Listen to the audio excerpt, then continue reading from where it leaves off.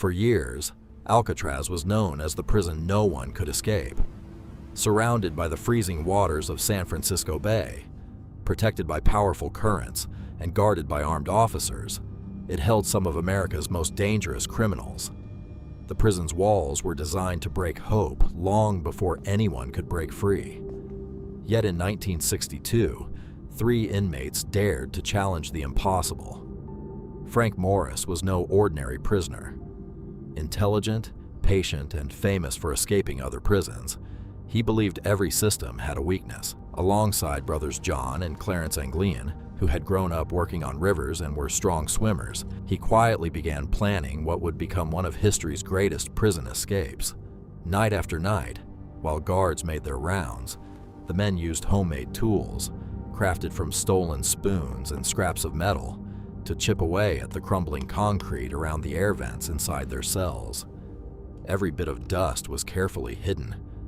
Every sound was timed to blend with the prison's daily noise. It took months of careful work, but eventually the openings became large enough for a man to crawl through. The escape required more than a hole in the wall. Hidden above the cell block was an unused utility corridor leading toward the roof. The prisoners secretly built a raft and life jackets from dozens of stolen raincoats, carefully stitching and sealing them to keep out the icy water. To fool the guards, they created lifelike dummy heads using soap, paper, paint, and real human hair collected from the prison barber shop. At night, the fake heads rested on their pillows, appearing to be sleeping prisoners.